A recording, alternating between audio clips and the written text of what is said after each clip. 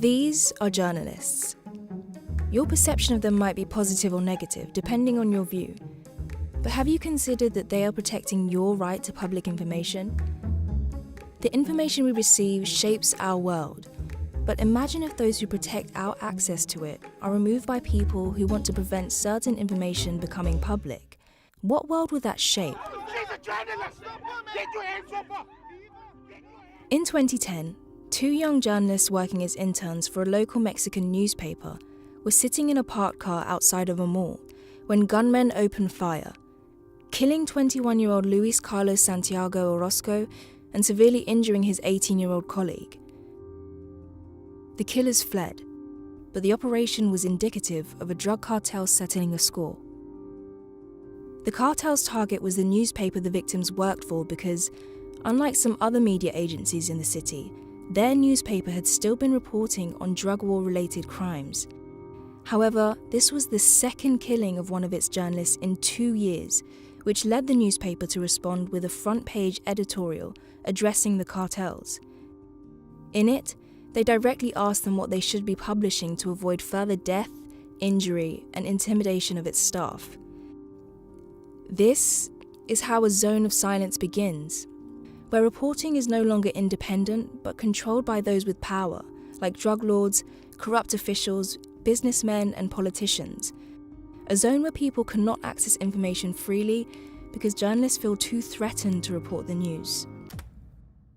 Crimes against journalists are not just limited to a handful of countries. They occur anywhere where the powerful and corrupt want to hide the truth. That means in almost every country, attacks against journalists are committed, including harassment, intimidation, arbitrary imprisonment, kidnappings, violent attacks, and murder.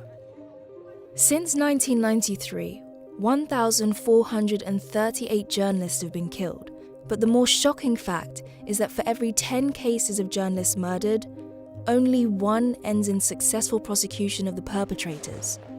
These killings include those dying while reporting armed conflict, but the majority are killed in countries without armed conflict, where journalists are uncovering local stories that some would prefer hidden.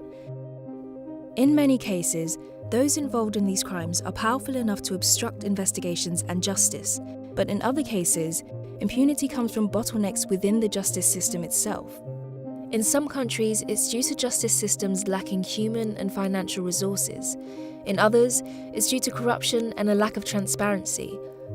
While in some cases, it's a lack of knowledge of good practices to investigate these crimes. This often results in the killing of a journalist just being considered a common crime that has no connection to their profession. These shortcomings in justice systems lead to cases taking many years to resolve, if at all.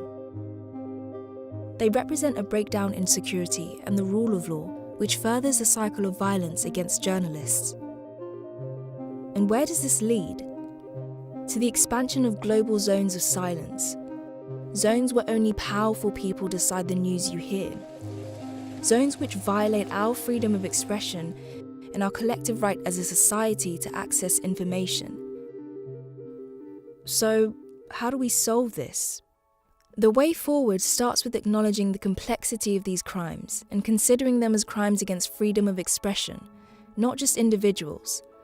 Central to solving this issue are judicial actors, those responsible for investigating and prosecuting these crimes. Collective knowledge of how to break the cycle of impunity is required to solve the issue, and efforts are currently being made to address this.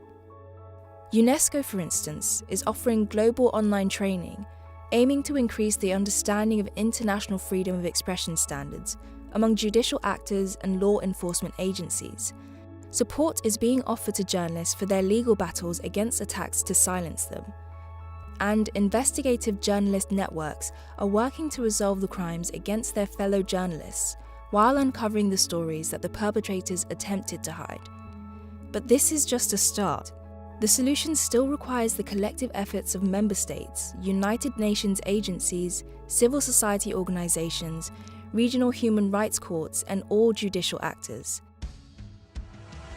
So, if you're an actor in the judicial system, you can learn from successful prosecutions of crimes against journalists in other parts of the world and use these teachings to pursue cases in your own country.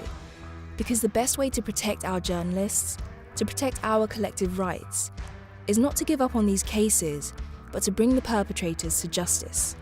As always, the solution begins with awareness of the problem. So, by sharing this message, even if you feel that you're not directly involved, you are contributing to a global effort to end crimes against journalists and protecting freedom of expression and information.